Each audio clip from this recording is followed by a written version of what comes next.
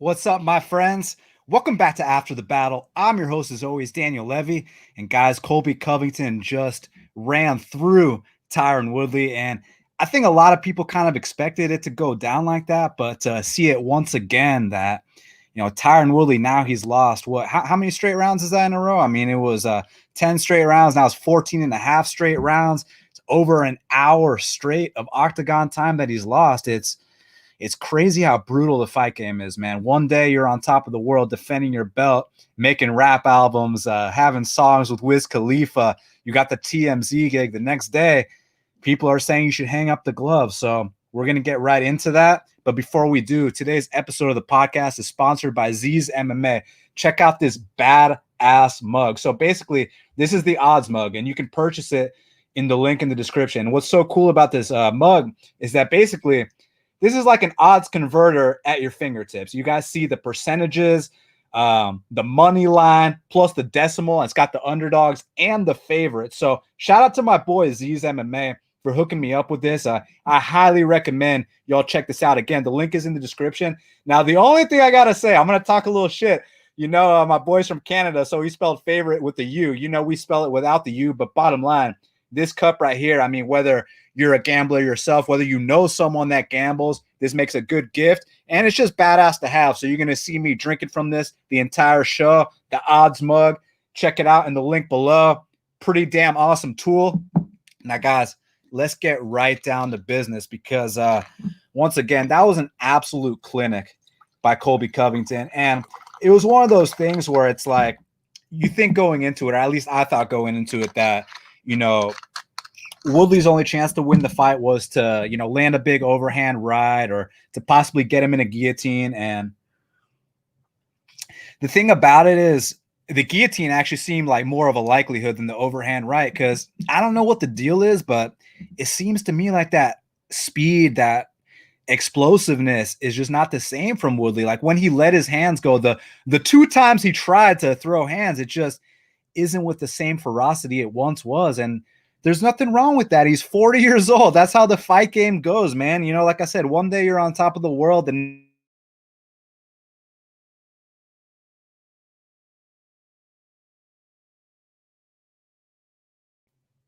oh shit, did it just cut out? But I'm not saying that he would have beat Colby in the past, but I think he would have probably beat Gilbert Durinho a couple of years ago. So what I think is going to happen, because everyone's talking about about Tyron retiring. I actually don't think he's going to retire. I think he's probably going to go to Bellator. He's got a history with Strikeforce. He fought for the Strikeforce belt against Nate Marquardt. There was a fight against Nick Diaz that people wanted to see for a long time. And a lot of you guys were asking, like, what was Shaq and myself referring to on the show that, he has to fight. He's got to make money. Listen, I'm not going to talk about his personal business, but if you go check out Colby Covington's post-fight press conference, he spilled the beans. So if you want to know exactly what we were referring to, he let out the news. And basically, let's just say that shit is expensive. And that's the reason he's not going to hang up the gloves. He's going to keep fighting. He needs that paycheck. Now, as far as Colby Covington, let's talk about the winner here. I mean, this guy goes out there. He sets a serious pace. His output is on point. And he had the perfect game plan to go out there and beat a guy like Tyron Woodley. Walk him down the entire time. Stay in his face. Don't show him any respect whatsoever. And I think the most impressive thing for me, actually, because as you guys know, that Tyron Woodley's got really good takedown defense until his last 3 fights, but he was always known for having, I think the only person to take him down in the UFC up until the Kamaru fight was actually Rory McDonald. And besides that, his takedown defense was perfect. So for Colby to duck under and get that takedown in the first minute, I think that kind of broke Woodley's spirit right away. And then the fight was smooth sailing after that. And I'll be 100% honest with you guys. So I had a bet on Colby with Alexander Rakic, who actually fought Anthony Smith a couple weeks back. It was a 2-team parlay. And even though the fight was smooth sailing, it was easy work. There was never a minute of danger for Colby. I got to say I was really nervous just because, like, that a Colby Covington fight is probably going to last all 25 minutes. So I knew that there were 25 minutes for Woodley to land a guillotine or land that overhand right. So, man, I was sweating balls despite the fact that it was going to be a 50-44 or a 50-43. I don't know. I was really, really nervous. But, I mean, it was complete total domination for Colby Covington. And, I like the flying knees. I like the front kick. He did a lot of good stuff on the feet. And the fact that he was able to duck under so effortlessly and take Woodley down just speaks volumes to, how advanced Colby Covington is in his all-around MMA game. And I also really like the fact that when his takedowns did get stuffed, it's not like he, broke or got discouraged. He stayed focused and disciplined throughout the entire, 21 to 22 minutes or however long the fight lasted. He stayed disciplined on the game the entire time. So that was really, really cool to see. And, again, despite what you think about him, the antics and all that stuff, who cares? I mean, for me, it's really about the fight itself. And I thought that he showed that he's an elite guy. He's top 3 in the weight class right now. And I think a title shot is definitely in his future. So I can't wait to see that.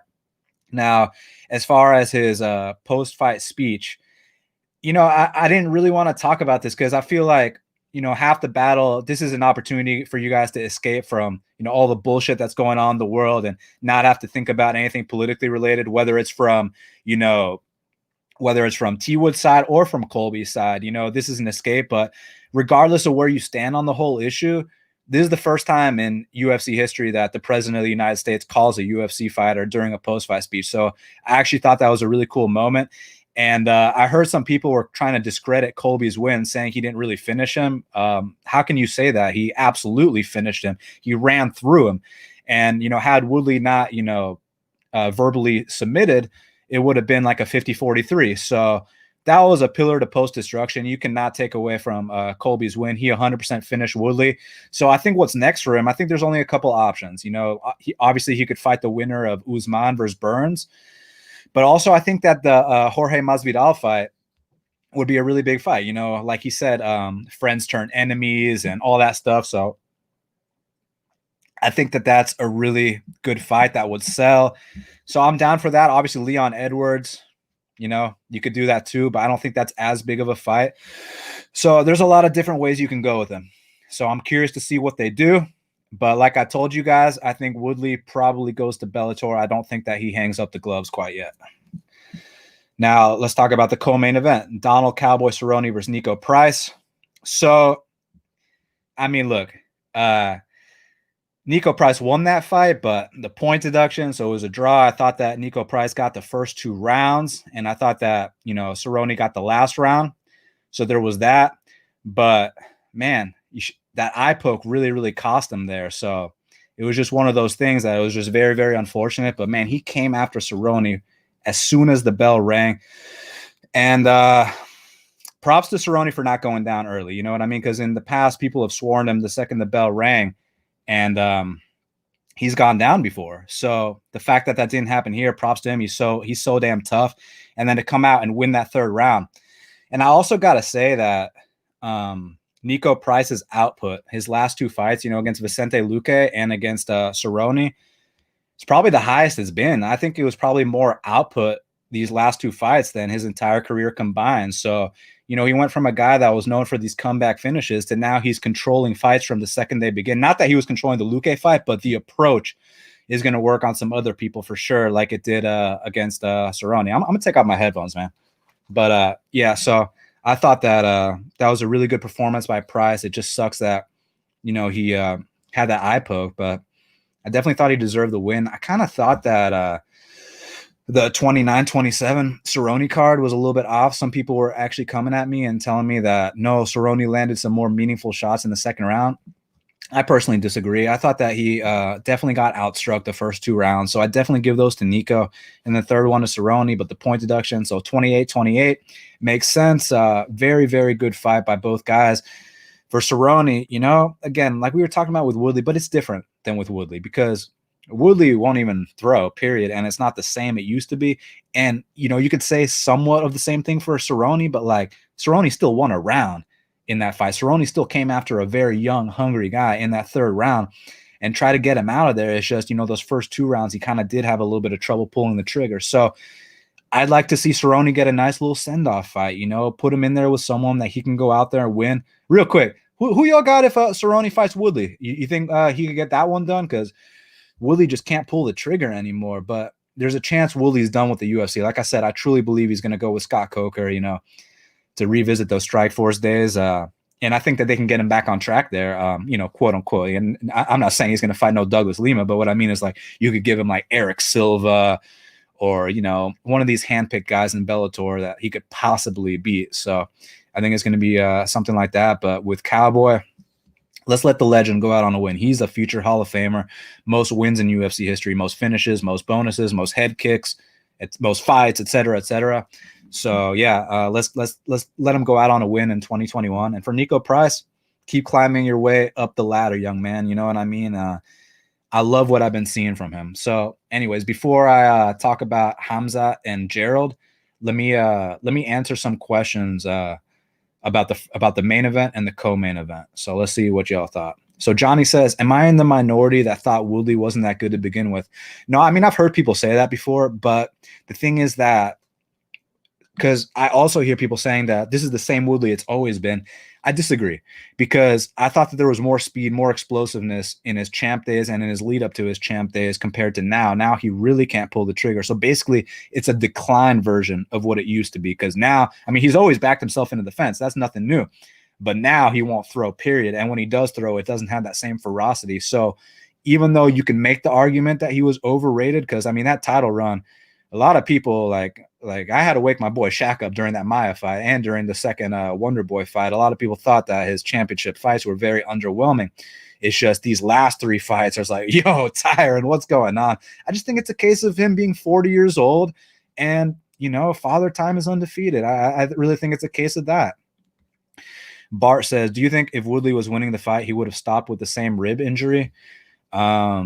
Well, firstly, he wasn't anywhere near winning that fight. And no, I mean, I think the x-ray came out. He popped his rib. I don't think he was faking any injuries. I think he was legitimately hurt. And, he got stopped. You can't take that away from Colby Covington. Gabe says, what's up, Dan? What's up, Gabe? How's it going, man? Tehran, what's up, Tehran? He says, what up? What up, Tehran? My boy Z says he knew I would find the U in favorites controversial. Well, it is controversial, but I really appreciate the mug. And like I said, y'all, if you just tuned in, check this shit out. Your own little fucking odds converter at your fingertips. This thing is so badass. I can't wait to, wake up and drink coffee, looking at this shit every day, because my internet, like, dude, I was telling y'all, AT&T is trash, man. I mean, like, the slightest bit of rain and my internet goes out. So now I don't got to go to these odds converters. I can just look at this mug and know right away, But I feel like we should be memorizing these percentages. But in case you're not, this thing right here, great gift. I highly recommend it. So anyways, let's keep talking about this stuff real quick. So Bart says, what do you think about Chris Tyone letting 2 fights in 2 weeks keep going after finishes? Oh, man, what do I think? I'll tell you in a sec. So what I think is, man, I think it's absolutely disgusting that the athletic commissions take zero accountability, zero responsibility. He's not on suspension. And look, this is nothing new, because here in Atlanta, I've had some run-ins, because you guys know I call the NFC fights, right?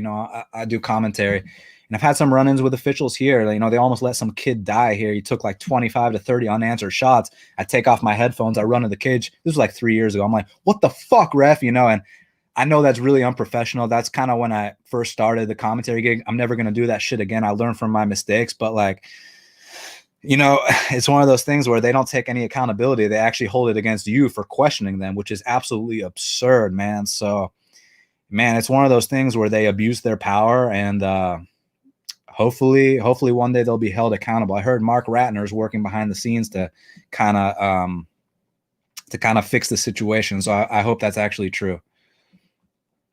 And Dirty Mexican says, cut Tyone. Yeah. But again, I saw some people saying, why does the UFC have this guy as a ref? Guys, it's not the UFC. It's the athletic commission that you need to put the blame on. So just remember that. Tehran says, I believe Woodley should leave the UFC because Dana White doesn't like him. I mean, bro, who gives a fuck if Dana White likes him or not? Do you think that performance warranted another title shot? He's not going to get another title shot because he's completely washed up. It doesn't matter if Dana likes him or not. I don't think. And the reason Dana doesn't like him, I mean, does anyone like him? He's very unlikable. You know what I mean? The guy is very, very cringy. And I really didn't want to get into his pre-fight press conference. But the only thing I'm going to say about it is this. It's like, I completely understand where he's coming from, but it's like, dude, you have a platform to shed light, to bring attention to individuals that are going through shit. And I feel like he failed tremendously to do so. That's all I'm going to say about that. Like, dude, use your platform to spread the message and let people know about what's really going on. And he didn't do that. And the reason I bring that up, Tyron, is because a couple of years back when he fought Robbie Lawler in Atlanta, Georgia at UFC 201, when he won the belt, he did the exact same shit, except he had a different answer.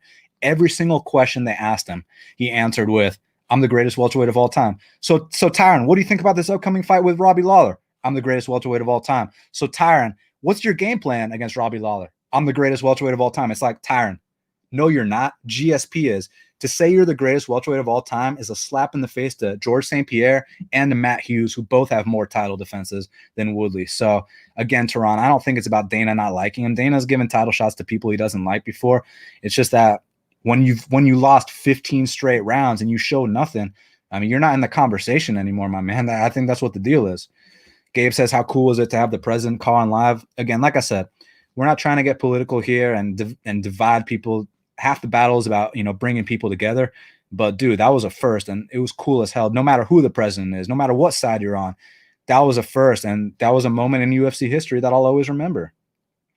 Tyron also says, I really don't like Colby. I hope Jorge Masvidal smashes him in the octagon. Hey, look, if they fight, I'll definitely say this. Although I would favor Colby, at least Jorge is a warm body, if you know what I mean. Like, at least he's going to come there and fight. So there's definitely a better chance of Jorge to win than there was for Woodley. That's 100% sure. Let's see what else y'all got. Shark says he can't take away from Colby's legit finish. 100% agree. I mean, a verbal submission is a legit finish. There's no controversy in my eyes, so I don't know what the fuck some people are talking about. My boy Daniel Edwards says, luckily he hedged a Woodley bet with the fight not to go the distance. Why'd you bet on Woodley, though? not to be Mr. After the fact. I appreciate you being brave enough to admit that you bet Woodley, so I'm not going to be Mr. After the fact, but, like, was there something that you saw in his game that was going to translate to a victory here, or did you just let your emotions get the better of you because you don't like Colby? Let me know. James C. says, Colby to win in round 5 paid plus 2,200. Nice. Big props to anyone that cashed that. Gabe says Nico blew his wad 90 seconds in. Yeah, he definitely unloaded the clip. There's no doubt about that, man. But I also felt like he won the second round too. So he was going out there trying to get that 90-second finish, kind of like RDA did, kind of like Connor did. He was trying to replicate that performance, but I still felt like he did really good in that second round. Third round, he definitely lost, but it's just unfortunate about the eye poke, But it's cool to see Nico's attitude, man, how grateful he is just to, share the cage with a guy he grew up watching, and how humble he was and how much he looks up to Cerrone, telling him, I want to be like you. Like, shit was pretty fucking awesome, man. And I wish, it's hard to say that, you wish Cerrone would cheer up, but, like, he's got a lot to be proud of, man. I mean, the shit he's accomplished in the sport. I mean, this is a guy that, like, I was watching in high school in the WEC, you know what I mean? Like, back when he was fighting James Krause. By the way, y'all got to watch that Cerrone versus James Krause fight. Insane one-round fight. And, yeah, Cerrone is an absolute legend and a certified Hall of Famer. Tyler says, surprised he didn't get another deduction in the third round. Oh, yes. I don't quite remember. Was there another, like, eye poke? Oh, yeah, there was a double eye poke. Yeah, listen, man, it happens sometimes. I don't think it was intentional at all, buddy. VCR Repairman says it was very WWE post-fight show, especially with Cowboy and Nico backstage like tag team wrestlers. Yeah, I liked it, man. It was a really cool moment. Dan says he thinks Nico pulled a stunt. I guess, but like I said in the pre-fight, Nico's not really a guy I like to trust that chalk, man. Nico's a guy that I like to take at underdog odds because he's known for those comeback finishes, but I really like the evolution in his game that he's coming out, throwing a lot more volume these last two fights. I feel like it's a big step in the right direction, and I feel like he's going to come back better from this. Rob says, great stuff playing Warzone the other night. That was a lot of fun, man. Thank you very much. All right. Tyler says, Woodley would probably drop Cerrone with one of the two overhands he landed on Colby. I don't know, man. It doesn't seem like it's got that same firepower. I know they say power's the last thing to go, but, like, back in the day when Woodley used to throw those shots, you'd be like, oh, shit, like, I wasn't saying, oh, shit, last night when he was throwing those shots at Colby. It, like, didn't seem like anything. I know his head's completely out of the game, and he's just fighting for a paycheck, but, like, you'd think the power would still be there, but it's like, nah, it's it's really wild, man.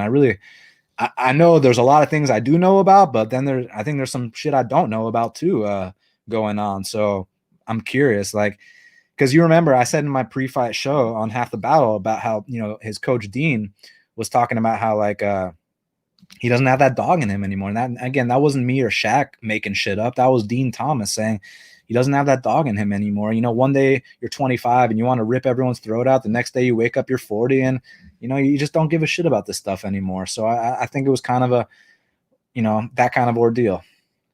So let's see. Rob says, was Woodley a victim of USADA? It's tough to say, man. I'll tell you who was a victim of USADA, Mirsad Bektic. I mean, that dude, talk about losing muscle mass. I mean, he went from being like, he's still lean, but like, dude, he's skinny as fuck compared to how he used to be. And like, Mirsad Bektic is a stunt machine. It's stunt after stunt after stunt. It's crazy. But is Woodley a USADA victim? I don't know, man. I think it's more so that he's 40, you know, because like he still got the big muscles. So it's not like he looked like significantly smaller. So I'm going to say no, he's not a USADA victim. I think he got caught up in the lifestyle. He lost his passion for the sport. He's 40 years old. All the shit going on behind the scenes. I think it's one of those things, man. Ryan says Cowboy would beat T Wood. He'd definitely throw more than T Wood. I'll tell you that. It's just about if he can stay standing. But like I said, man, that it's not the same power it once was. It's crazy how that works. Casual with balls says Woodley drops Cowboy. Woodley is losing a top 5 competition. People comparing Woodley to Barao are ignorant. I didn't even think about that comparison. Are they though? Are they ignorant? Because like, I guess the comparison would be that like he's a shell of his former self. Because like, let me say this, man. You're right. He is losing a top 5 guys, but it's like it's not like he's showing anything in these fights. He's not fighting with any spirit whatsoever. There's not even like one moment in these fights that he's winning. He's getting destroyed bell to bell. So actually, I disagree with you, man. I think the Barao comparison might be, you know, I can see it actually because he's fighting like a shell of himself, man. So I think that's all they mean when they say that. Rob says Woodley was a defeated man going into this fight. Yeah, to say the least. Dirty says Woodley got traffic tickets. No, he's got the other kind of the monthly payments type tickets. But again, just listen to Colby's post-fight speech and he lets you know what the deal is. Cerrone says Dana doesn't like Tony Ferguson either. Why do you say that? Like what makes you think that? Let's see. Rob says, what fight was that where you ran into the cage? It was an amateur fight between Josh Mayer and this kid Nate. I forget what Nate's last name is, but it was like I didn't run into the cage. I ran like, you know, to the cage. And yeah. But listen, man, there's been a lot of like shitty calls and these guys don't take any accountability whatsoever. It's absolutely ridiculous. Someone's got to say something. So I felt like on one hand, I was standing up for what's right, but on the other hand, you know, I kind of crossed the line in terms of like I overstepped my boundaries or my jurisdiction. So it was a lesson learned. I've never done that again. And but yeah, you know, you learn the lessons as you go. It was my first, you know, couple of days on the job. Actually, Cody Durden fought that night against Justin Scoggins' brother, Jared Scoggins. It was a while back. Dan says, I bet Woodley because the price was great for a former champ with KO power. Yeah, I feel what you're saying, but the thing is, listen, I don't like to be Mr. After the fact, but I did bet Colby just because I feel like watching 50 straight minutes and 10 straight rounds of Woodley being destroyed just shows that it's not the same guy anymore.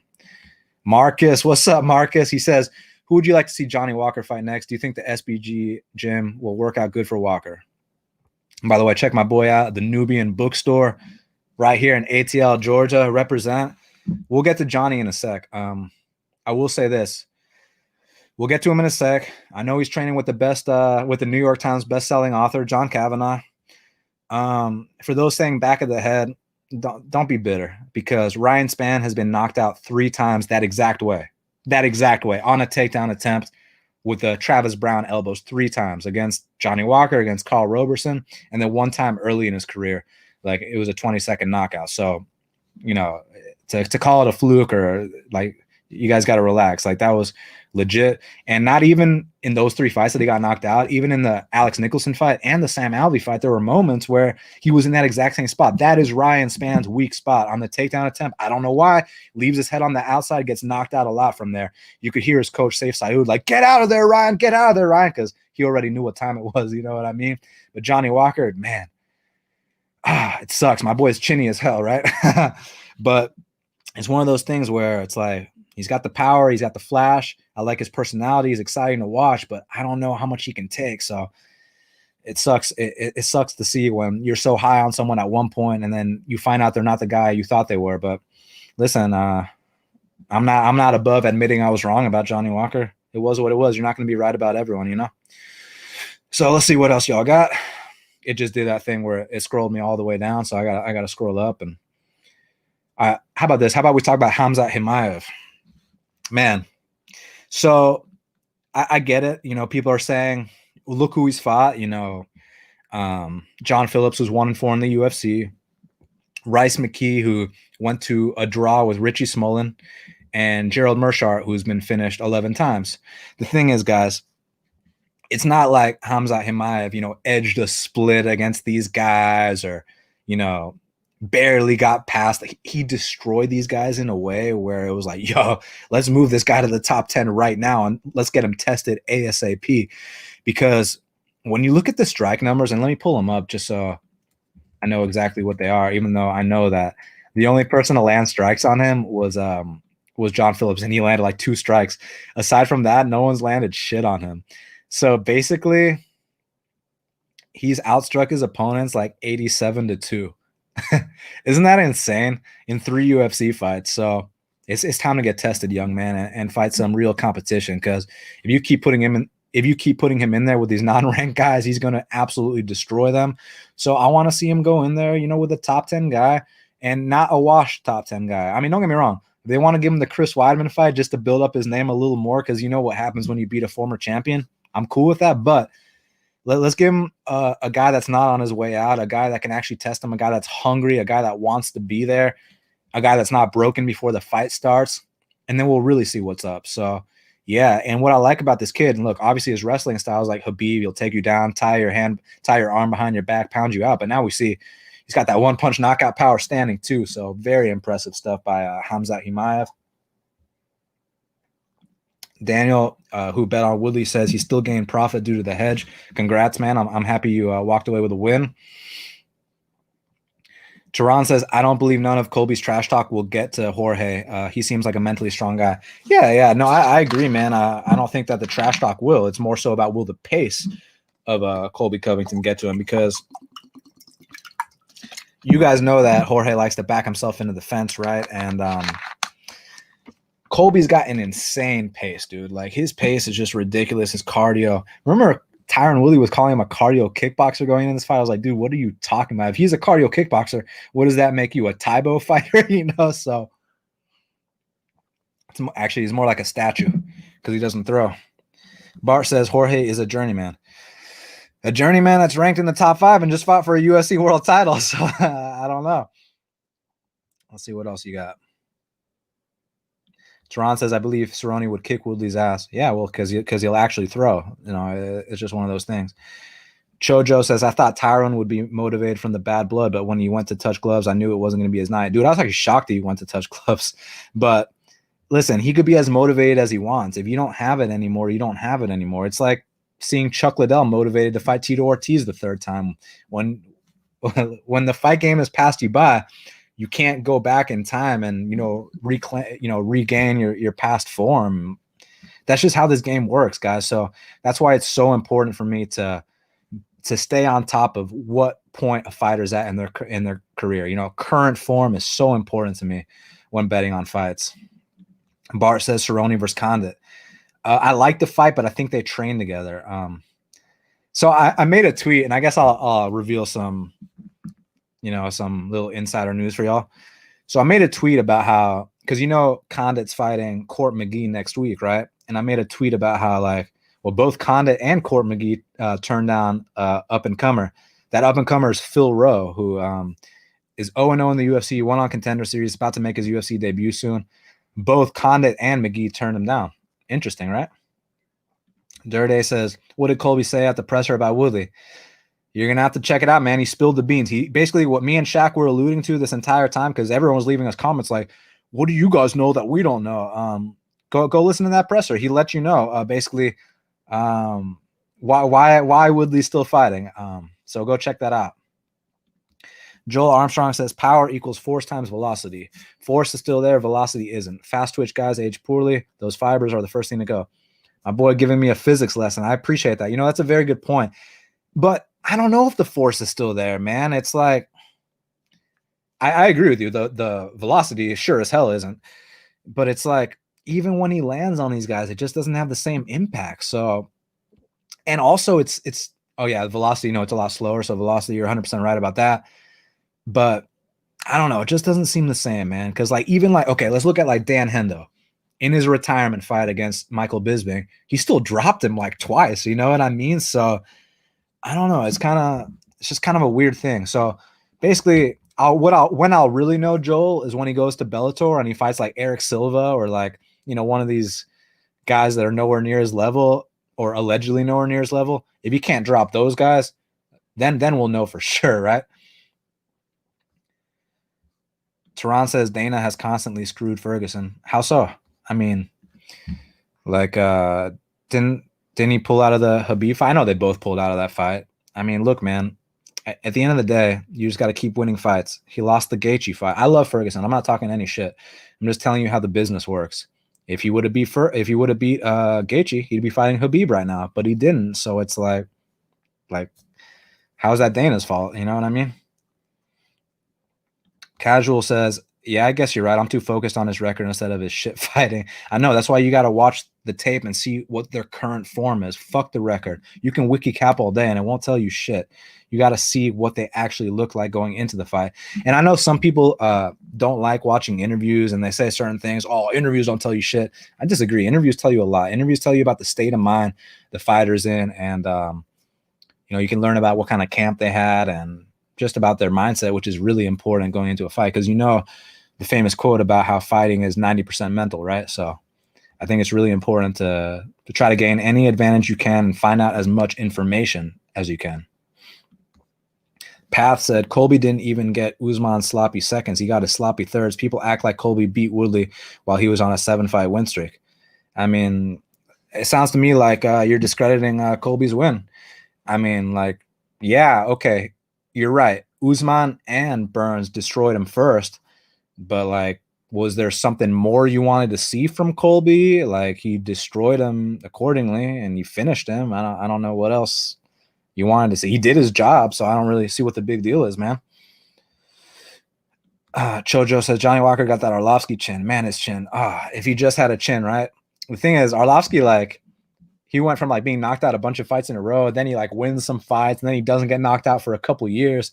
Arlovsky's crazy. He's like a cat with like 9 lives or some shit. You know what I mean? Gabe says Johnny Walker versus Alexander Gustafsson.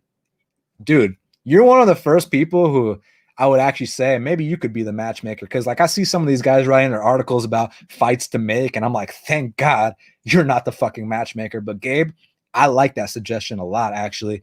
And I might actually bet on Johnny in that fight. Because when you talk about being done, Alexander Gustafsson is completely done. I mean, he already retired once. So yeah, Joel agrees with me that Gustafsson is done. But dude, I like that suggestion a lot, just because I got to look out for Johnny Walker. Very good personality. When he finishes fights, it's super exciting to watch. So that would be a very good win for his career because Gustafsson's got the history in the company, the great fight with John Jones the first time, not the second time.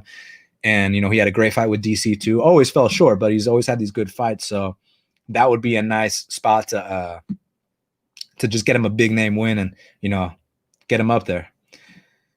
Gabe says Chimaev versus Brad, prospect tester Tavares. Okay.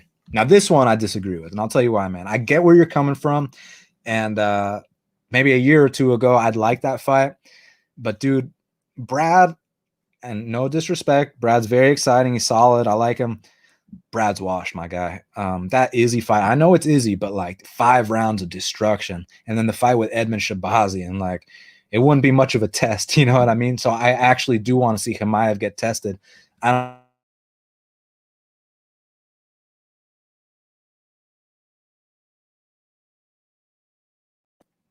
Kenshiro Ryu Dojo says, Khamzat, Dern, Holland, Colby, parlay, easy money.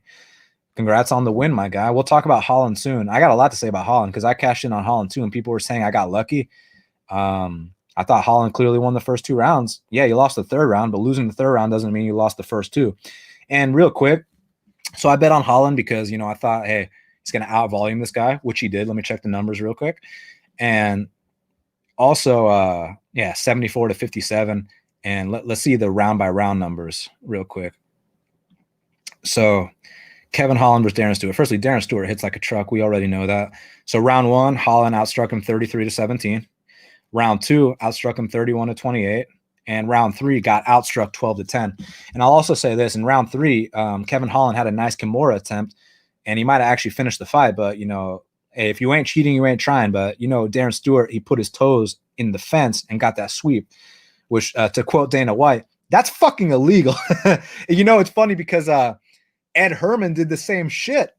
On Mike Rodriguez, he put his toes in the fence. The only difference was that Darren Stewart was defending the sub, whereas Ed Herman was attacking with the sub. But so everyone that's telling me I got lucky on Holland, did I really get lucky on Holland though? I thought Holland won the first 2 rounds pretty damn clearly. Okay, did Holland look like how I expected him to look? No, he came in there with 2 knee braces. So as soon as I saw him in there with 2 knee braces, I was like, oh fuck, he's injured. And that's one of those things you can't cap. You don't know what kind of injuries your guy's dealing with unless you're close with them and you got inside info on the camp, which I don't have with Holland. I do not know Holland personally. I mean, I'm friends with some people that have the same management as him, but that's not close enough to the situation in terms of training. I don't know anyone that trains with him or anything like that. So, I didn't have any inside info in terms of his injuries. So when he walks into the cage with 2 knee braces, I was like, oh fuck, my guy's injured. And then you saw the kind of ferocity Darren Stewart was throwing with, but still, Kevin Holland won those first 2 rounds. I mean, he outstruck him the first 2 rounds. And I thought he landed the better shots. But the 3rd round, you give to Darren Stewart. That's 29-28. So how exactly is that luck that Holland won? Holland won that fight 29-28. And you're not going to change my mind on that. Daniel says he won 3-fold on Minner. Stoppage, sub, and outright. Let's cash these bets. Nice. That is very, very good work. Because, look, I know Laramie's never been sub before. But, I low-key did think he was kind of a bit of a hype train. And I know it's easy to be Mr. After the fact and all that, but I liked his Contender Series fight, but even prior to that, I wasn't that impressed with his TKO fights and, the Canadian regional show. And I got to say, some of the fighters from that scene are a bit suspect. No offense to my Canadian friends. This weekend, Hakeem Duwadu might change that. And I know Tanner Bozer is doing his thing. Those 2 are really good. But some of these other guys have been a bit shaky. So I don't know. We'll see where he goes. He's kind of tiny for the weight class. He might need to drop one more. It's just he's kind of thick, so I don't know if he can. So it'll be interesting. But Minner, we knew that going into the fight, 1st round sub or bust. He got that 1st round sub. And I saw people saying, why did TJ Laramie shoot on him? TJ Laramie didn't shoot on him. TJ Laramie pinned him up against the fence. And then Derek Minner jumped guillotine and pulled guard with it. That was really nicely done. You guys saw the way he cupped that chin. Beautifully executed guillotine by Derek Minner there. Bar says GM3 should retire. He's been knocked down under 1 minute and 30 seconds twice in a row. I don't think he should retire. I just think, just take different kinds of fights. I think he could have fought Khamzat Chimaev 2 years ago and he still would have lost. So he just took really tough matchups for him, man. I still think there's some fights he can win. But yeah, obviously not in the top 20. So he just needs to fight guys, that are in the top 30 or top 50 or something like that. Chojo says he did not expect that out of Khamzat. Yeah, I mean, look, I thought he was going to win the fight, but the way he won the fight, holy shit, man. All right, let's see what else y'all got for me. Bar says he wants to see Chimaev versus Vicente Luque.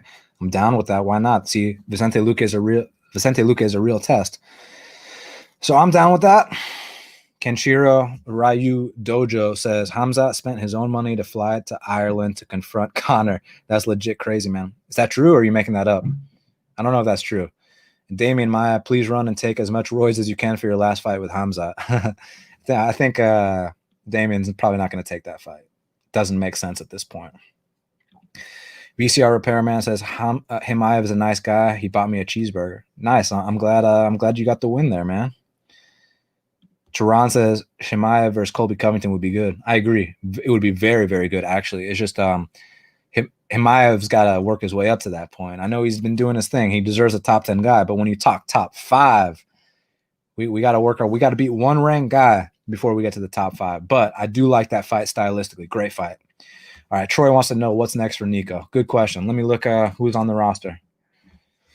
There's a lot of fights you can do with Nico Price. All right. Welterweights. Let's see who's on the roster. All right, let's see what Nico Price's record is. So Nico Price is currently, hold up. All right, he's 6-4-1 in the UFC. So let's see if there's anyone with a similar record that could have a fun fight with him. Keenan Song is 4-1. You could do that. The Muslim Salikov fight. Oh yeah, weren't they supposed to fight him and Muslim Salikov? What about Nico Price versus Muslim Salikov? You know those two are gonna bang until one man falls. I like that fight a lot. Let's see what else there is. Dwight Grant is a fun fight. There's a lot of things you can do, man. So yeah, I like Dwight Grant or Muslim Salikov. Oh, what about Mike Perry? You could do Nico Price versus Mike Perry, or you could do my boy Bilal Muhammad versus Nico Price. So there's a lot of options, Troy, of what you can do with Nico. So very good question, man. Dirty says, you leave Chris Weidman out of this DL.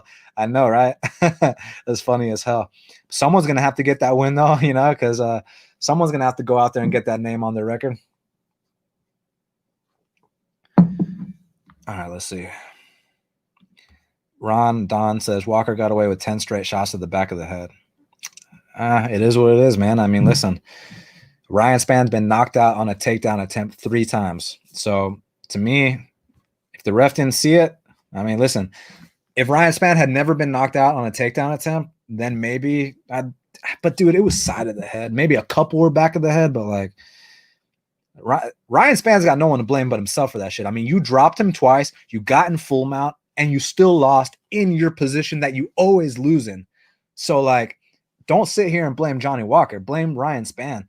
Like, sorry you lost a bet on Ryan Spann, but like, if you watch the tape on Spann, you see that when he goes for those takedown attempts, he gets knocked out a lot. Not once, not twice, thrice. And in fights that he's won before, like I said, the Alex Nicholson fight and the Sam Alvey fight, he's been in that same position, and you hear his coach screaming, "Get out of there, Ryan," because they know that's his bad spot. So Ryan's got to address that shit going forward, man. Let's see what else y'all got. Tehran says, I see Chimaev has hands. I thought he was just another Khabib guy who would hold you down. Nah, man, he's well rounded.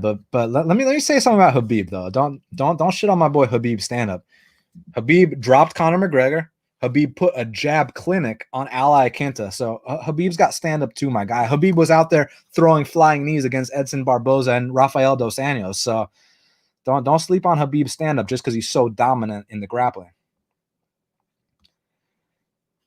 Ryan says Nico and Cowboy want to run it back. I mean, it's true that they want to run it back, but they don't make those calls. And the bottom line is that Cowboy said he's not coming back until 2021. And I'm sure Nico wants to get another fight in before the year's over. So I would actually be very surprised if they ran it back. I don't see that happening.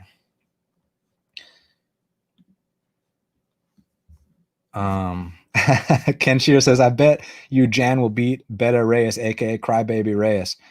Man, I didn't want to say anything about that, but like, I do think he's being counted out, and I did not like how Reyes handled that John Jones fight afterwards. It's like, dude, yeah, you won the first 2 rounds, but then you coasted the last 3, and John Jones won those last 3. So, and then you cried robbery. So yeah, that shit kind of rubbed me the wrong way too. I felt like he should have been like, you know what, props to John.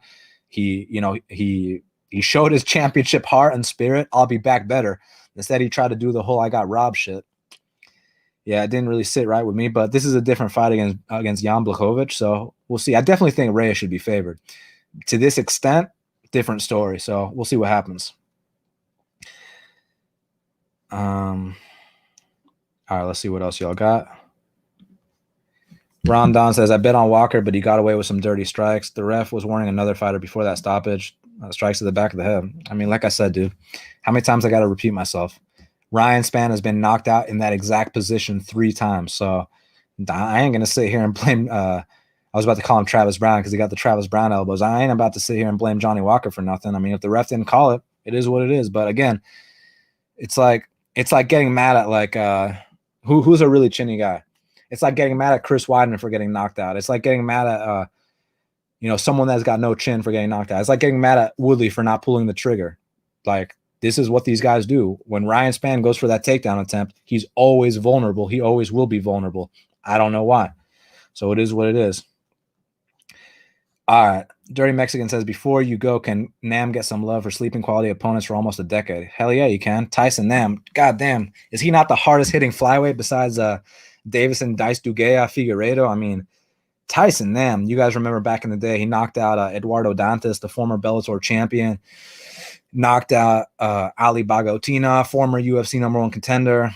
The Zaruk Adashev launched him, and then, when he went out there against that kid Jerome Rivera, goddamn, slept him, man. Tyson Nam, it's good to see him get his feet wet in the UFC and finally start to feel comfortable, get 2 wins in a row, because I don't know if you guys remember, he was actually supposed to come to the UFC a very long time ago, but one of the organizations he was fighting in, I don't remember which one, I got to go back and look it up, they kind of fucked him over on a contract dispute, and they kind of like almost held him hostage and didn't let him leave. So he wanted to be in the UFC actually long ass time ago. So this is a long time coming for Tyson Nam to come out here and get these finishes, man. So I'm so happy for that guy. He's a real beast.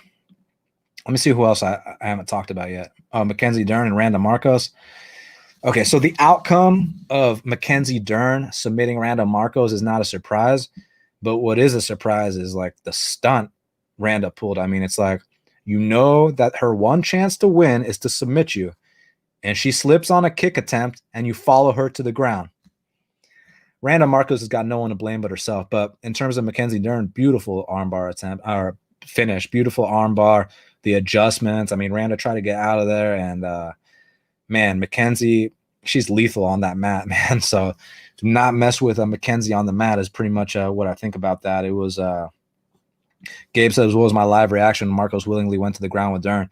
It's funny. I actually was walking my dogs, and then I come back and she had already got submitted. That's how fast the fight went. But I saw the replay and I was like shocked that she followed her to the mat like that. Because even like in the Carla Esparza fight, like she kind of tried to do like kind of a jab type game plan. I thought she was going to try to do that here, keep it standing.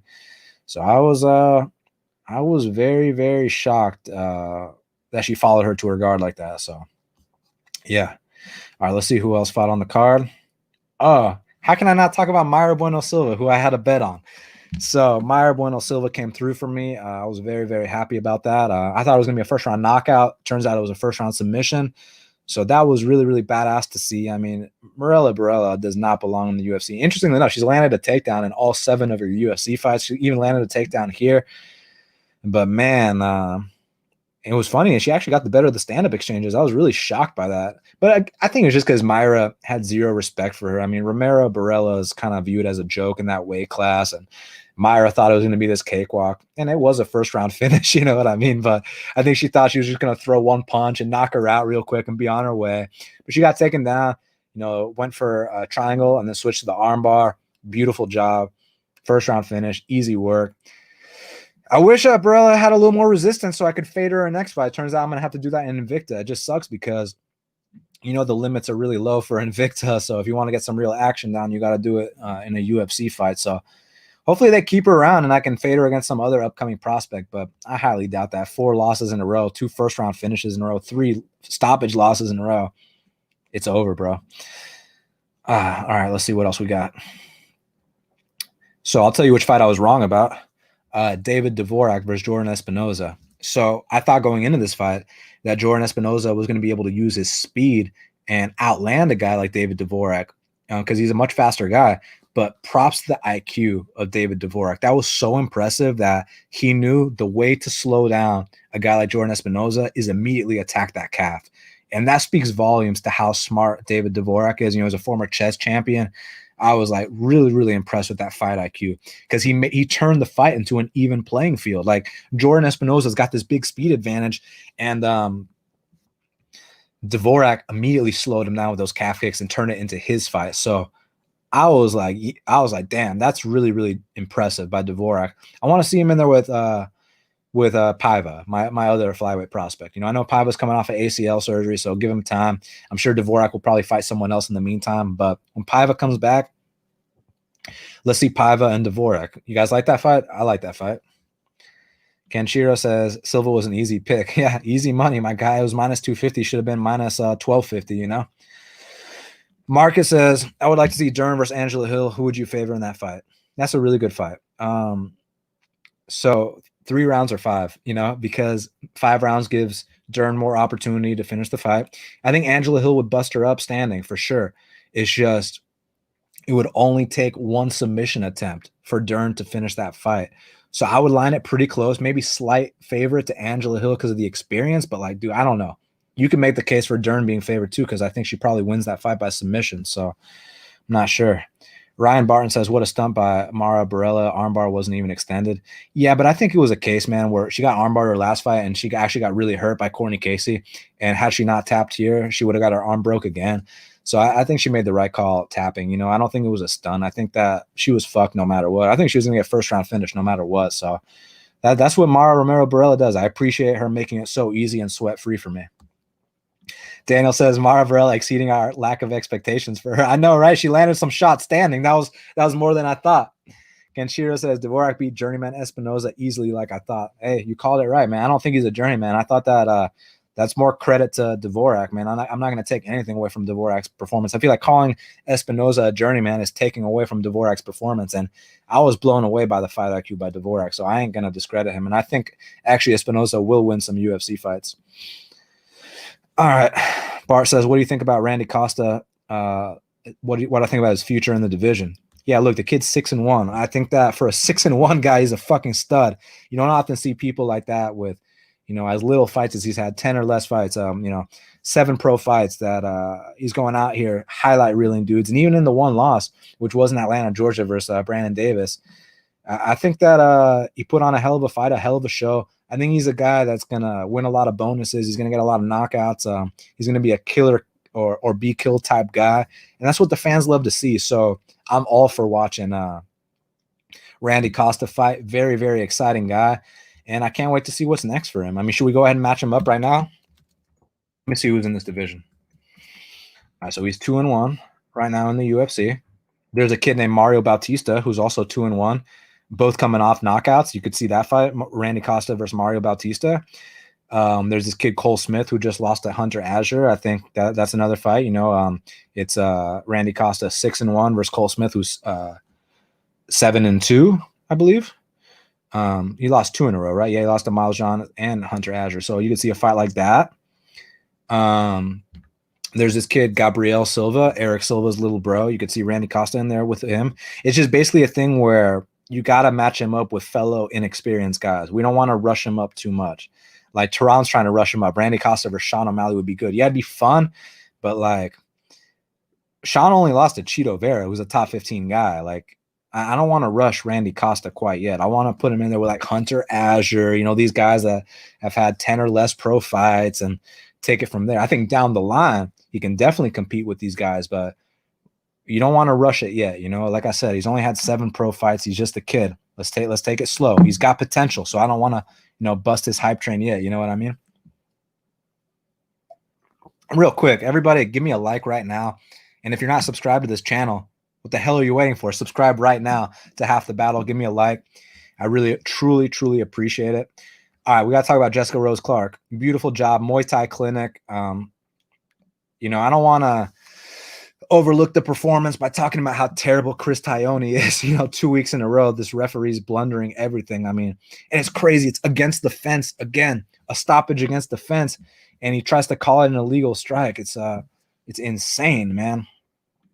Kenshiro says, I gave you a like as soon as I got here, my guy. You see, this is a guy I fuck with right here. My boy Kenshiro Ryu Dojo. I truly appreciate that, man. You should all be like my boy Kenshiro. Give me a like right now. I truly appreciate that.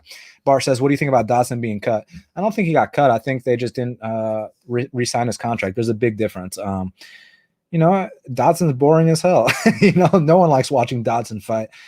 On one hand, I'm kind of bummed because I love betting on prospects against Dodson, like Marab and stuff. You know, especially since Dodson's on his way out. But Dodson, is a very underwhelming guy to watch. I mean, he just runs away the whole time, complains about low blows. I'm not a Dodson fan, as you can tell, so I don't got an issue with it, aside from I won't get to fade him anymore in the UFC, but maybe I can fade him in Bellator, you know? Bart says, Andre Ewell got the win clearly. What was that one judge seeing? Okay, good question. Good question. So Andre definitely got the win in my eyes, for sure. It was just a thing where the first and third round were kind of close. You know, Erwin Rivera did land some good shots. He, you know, maybe ended like one of the rounds on top. Just had some good moments. So like a judge that's not fully paying attention, because you know how these fucking judges are, Bart. These guys are on their cell phones. These guys are doing the whole bit. He might have been, you know, looking at his phone, texting the entire fight. Then he looks up and Erwin's on top landing elbows. So the first and third round, Erwin had some moments. But yeah, I think Andre Ewell clearly won that fight for sure. Troy says, what's next for Brian Kelleher? He called out Pedro Munoz, and Pedro's coming off a loss. So why not? Let's see it, man. All right, let's see what other fights we got. Oh, stun of the night, Mirsad Bektic. Man, so I don't understand, and again, not to be Mr. After the Fact, but I don't understand how people were out here saying Mirsad Bektic was a future world champion and all this shit, man. Like, I could tell in his UFC debut versus Chas Skelly that he wasn't a future world champion. That was back when he was on the Flintstone vitamins, you know what I mean? Not to make any accusations, but like ever since the drug testing started, the dude's significantly gotten smaller. So, and he's been pulling more stunts. Now, I know the record officially says he beat Chas Skelly by decision, but you watch that fight. I mean, he got knocked out in the second round. That was before they had that rule change with a downed opponent. So if that happened in today's UFC, that's a second round KO for Chas Skelly. And in my eyes, it is a second round KO. Chas Skelly knocked him out. I mean, he went unconscious. He got knocked out in the second round by Chas Skelly. I don't give a fuck what anyone says. So in my eyes, Chas Skelly was the first one to expose him. Then you had Darren Elkins knock him out too. Then you had Josh Emmett do it, and now you got Damon Jackson coming out here and guillotining him. So, so Bart says, would I give Mirsad another UFC fight? I don't know. That's 3 losses in a row. He's not really a draw. Keeps pulling stunts. I don't really see the point, you know? So if it was me, no. But maybe they give him one more. But I think it was a hype job that got completely derailed. So I would personally release Bektic, and that's no disrespect. You know, it's not because I want to see someone lose their job. I'm not that guy at all. You know, I don't take pleasure in seeing people lose jobs. That's not even what I'm trying to say. It's just that you got to make room on the roster for these up and coming fighters, and by doing that, you got to release some people. And has Mirsad shown you guys anything that proves that he's gonna be making big improvements or that he's gonna climb the rankings? Not to me. So I say get rid of him. You know what I mean? Bernardo Oliveira Apostas. What's up, my bro? He says Colby striking is now better than Usman's. Listen, man, when they fought, it was pretty even until the end. And there were a couple questionable moments, you know, like a body shot that got called a low blow, face strike that got called an eye poke, you know, stuff like that. So I got to see them run it back is all I got to say, man. Dirty Mexican says, John, we'd love to have him in the NFC. Dodson. I know, right? You know, test out our up and coming prospects. The only thing is, like, our up and coming prospects are getting signed to the UFC now. Like Cody Durden was our top flyweight prospect. He just got signed to the UFC. So let's send him to Bellator, and they don't have a flyweight division there, but they got bantamweight. So let's send him to Bellator. You know, let him test some guys out there. You know, if John Dodson, he's almost 40 years old. If he's sick of cutting weight and he wants to go up to 45, we can let my boy Emmanuel Sanchez get an easy win over a former number 1 contender. So there's a lot of guys that would love to feast on John Dodson and you know, get that name under their resume. Troy says, keep your eye out for Nick. How the fuck do you pronounce that name? Piccinini. He came up and he's D1 All-American from OSU. He trained with Aljo for a little then DC recruited him. He's a 125er, and he trained with DC last fight. Yeah, let him beat Dodson. You know what I mean? Let Nick P beat Dodson. You know, I'll definitely keep my eye out, Troy. Ken Shear says, so where did that hyped can Macy? Where did Macy Barber go? She's been hiding. My boy James Lynch did an interview with her. You should check it out. I wrote up the article. I transcribed it. You should check that out. Oh yeah, but look, Macy had an injury in that Roxanne fight. You know those ACLs take time to recover, so I'm sure she'll be back like next year. Daniel says that Bektic stunt happened both slowly and suddenly. It was weird. You began to forecast the ending of the movie. Yeah, I know. Look, like Dan, it was one of those things, man, where like Damon Jackson kept going for the guillotine over and over, and it was deep a couple times. But then in that third round, man, he got that shit locked in, and when he was able to sweep to mount, you could hear his coach Saif Saud once again being like, all right, Damon, now finish the fight. And that's exactly what he did. I actually thought in that moment, man, that he was actually going to let go of the guillotine and start smashing him with elbows. But the fact that he's so confident in that finishing move was really awesome to see. He truly trusts his grip on that guillotine, and he got the tap. So that was really, really badass. Teron says, is Paul Felder done with fighting? He does more commentary than fighting. Well, I mean, don't you remember after the Hooker fight, he retired, right? So I think he'll come back with the right fight. You know what I mean? So it's got to be the right fight to get a guy like Paul motivated, because, he's got the commentary gig. He's got financial security now. And when you already talk about retirement, that means it's going to take a special fight to, make him wake up out of bed and want to cut the weight to 55. I know Felder's got a brutal cut. So, yeah. Bernardo says, did I see some evolution in Walker's game? Okay. So great question, man. Fantastic question. So I will say this. I was like, boy, Johnny. I was like, parabens, Johnny. You know what I mean? I know my boy Bernardo knows what I'm talking about. But look, I think it was a situation where his chin obviously ain't improving. He still can't take a punch. But what I did like was this. In that first round, Ryan Spann took him down, and Johnny got up right away. So the get-up game, that was a sign of evolution. So that was one positive thing I can say about Johnny Walker, that he got back up. Because you watch that Nikita Krylov fight, and he didn't get up. You know what I mean? He got a sweep in the third round, but like he got held down for the majority of that fight. So the fact that he was able to get up here, I think that was a step in the right direction, Bernardo. So yeah, I would say I saw a little bit of evolution despite him getting dropped twice. All right, let's see.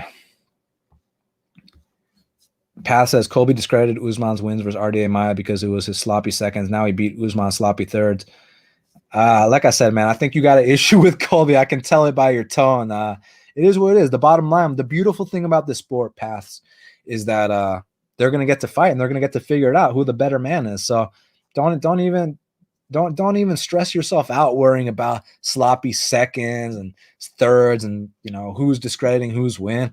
Look, they're going to talk their shit. They're going to get their fight, and we're going to find out who the better man is when they step in there. So that's all that matters, man. And if you're a betting man, take advantage of who you think the better fighter is and where the value is. So Bart says, would you rank Chimaev at 185 after being GM3? Good question. Let me look at the rankings, and I'll tell you right now. All right. So at 185, ooh, tough. All right. So I kind of think these rankings are a little bit fucked up, man, because it's like Ian Heinisch is number 15, but then you got guys like Brad Tavares and Omari. Well, Omari beat him, so never mind. It's tough because like these guys did pay their dues that are in the top 15, but I do think Chimaev could beat some of these guys. So I'll say this. Let's let Chimaev beat one of these guys, then for sure he gets ranked. And I'm down to see Chimaev fight a top 10 guy right now. So I definitely think he's up there for sure. Teron says, how did I see the Tony Ferguson versus Dustin Poirier fight going down? That was a fantastic fight. I kind of felt like the power of Poirier might have been a little bit too much, Poirier's kind of developed a style now where he's always had the power his entire career, but now he's got the volume with the power. Because you saw that output he had against both Gaethje and Max Holloway. It's insane the kind of output he had. I mean, he threw like 300 strikes against Justin Gaethje. And then against Max Holloway, the whole thing was, well, Max is going to have better output than Dustin. And it wasn't the case at all. So Dustin's got the power with the output. Now he's got the experience too. And I love Tony Ferguson. I'm a big fan of his as well.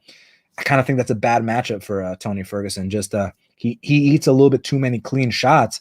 And Dustin Poirier is not a guy you want to eat clean shots against. But Tony Ferguson's a world-class fighter. And, he can win a fight on any given night against anyone. So I could see it go either way, but I would personally favor Dustin Poirier in that one.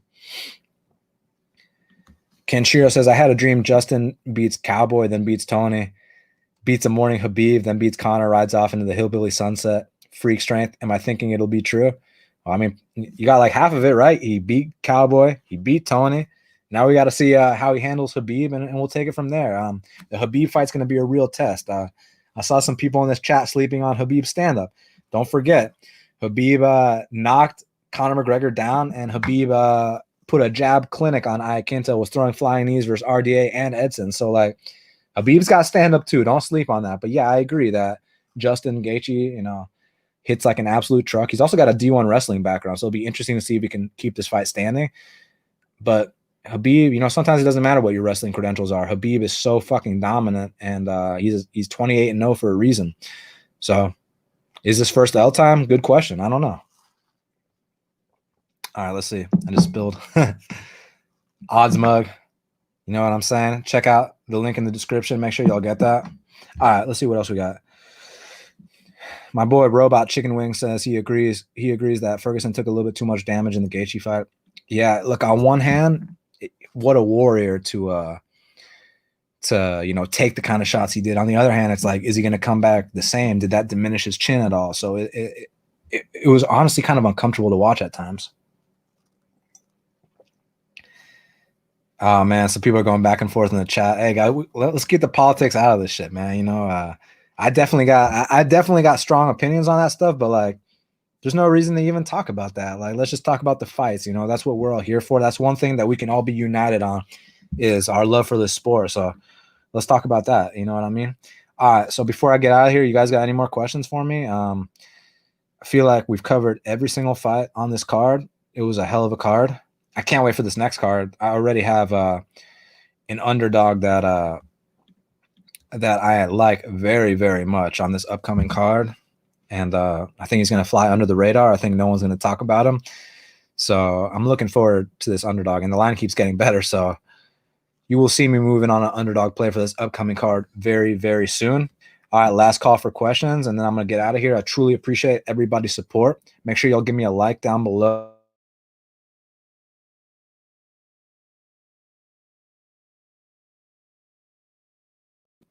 Ken says, who do I got, Izzy or Costa? Now, why would I spill the beans right now when you know that the show is coming up this week, and we're going to give the full breakdown then. So I can't reveal any of my picks right now, but for a fact we're gonna hook you up this fight week with a good show, cover every single card. You already know the deal. Robot Chicken Wings taking a guess that my dog is Eubanks. Now look, I'll say this: it's not Eubanks, but I'm not saying Eubanks is not live. I personally haven't looked into that fight yet. I did think that those odds were kind of. I do think she might be a live dog, though. I will say that. I am kind of wondering what it's like to have 3 weight cuts in like 4 weeks. But yeah, I do think she's a live dog, but she's not the dog I'm referring to. So let's see what else y'all got. Dirty Mexican says Felder Dom had some weird chemistry. Y'all think so? You think so, man? I couldn't really tell.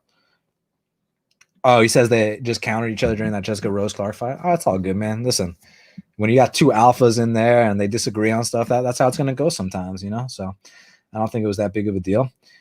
Tyron says he believes Tony will take Dustin Poirier's punches, no problem. Well, listen, if they get matched up, if you truly believe that, you should bet Tony. Because look, at the end of the day, like I told you guys on the last breakdown, I can give you all the information, all the facts, break down the fights, how both guys are going to win.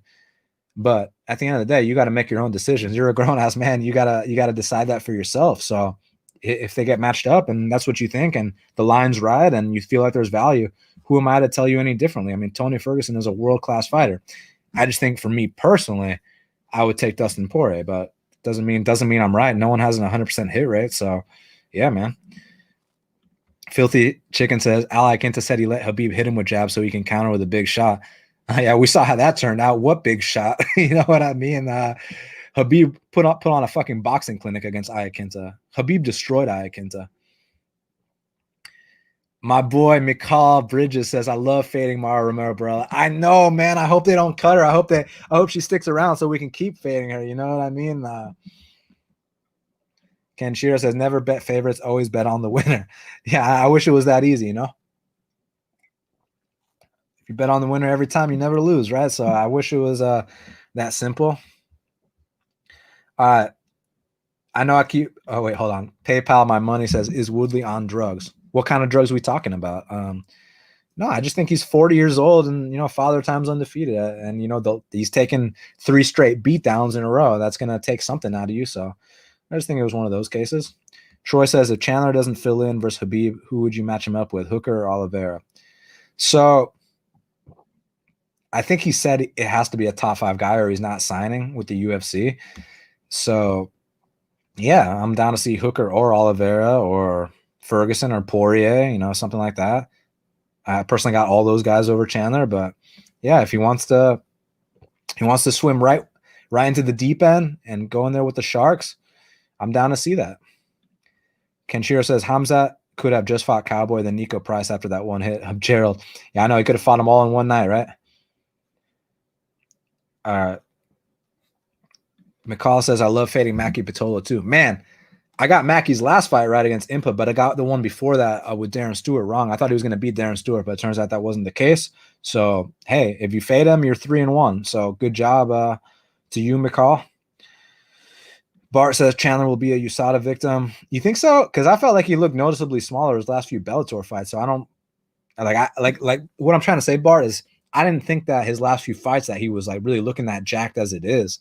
I felt like he looked jacked like back in the day when he fought like Eddie Alvarez, but his last few Bellator fights, I haven't really seen him like, I haven't been like, he hasn't failed the eye test, but the eye test doesn't mean shit. So yeah, it'll definitely be interesting to see with the USADA testing pool.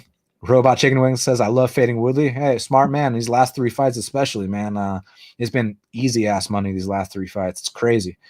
So we'll see what happens with that next. Bernardo says, Mackenzie Dern versus Marina Rodriguez. What do you think?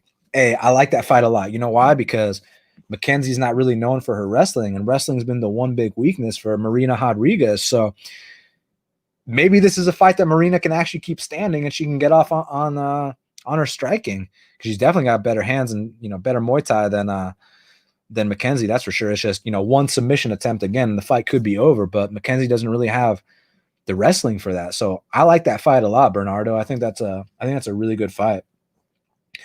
All right, guys.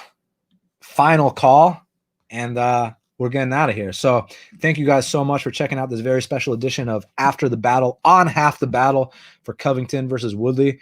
I truly appreciate it, guys. It's been a lot of fun. I'll be back later this week with Shaq to break down the Israel Adesanya versus Paulo Costa card. Make sure y'all give me a follow, give me a subscribe, do the whole bit, retweet my tweets, everything. I truly appreciate your support. I don't have some big website backing me or, any bullshit. Like, we put this out ourselves. Like, so basically I'm crowdfunded. Like, you guys are the ones that back me, the fans. This is all for the fans, no one else. So, one guy you're not going to see sell out is me. So I truly appreciate everybody having my back.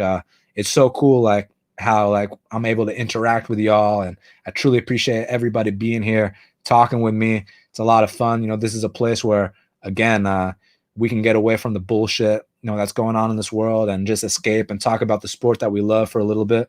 And real quick, my boy Denzel Curry made me laugh. Johnny Walker and the New York Times best-selling author. You already know the deal, man. So Eric, real quick, Eric said he wants to see Nico versus Daniel Rodriguez. I like that fight. That's a great fight as well. I want to kind of see Daniel Rodriguez versus Sean Brady. I think that's a good fight. Or Sean Brady versus Miguel Baeza. That's a good fight too. So listen, if you guys keep typing questions, I can go on forever. But I'm going to wrap this thing up. Again, truly appreciate it. This would not be possible without you guys. So thank you guys very, very much. Follow me at Best Fight Picks. Go to bestfightpicks.com for my plays. Subscribe to Half the Battle on iTunes, SoundCloud, YouTube, Stitcher, Spotify, all the places where we are available. Shaq and I will be back later this week to talk about Izzy versus Paulo Costa. And until the next time, let's cash these bets.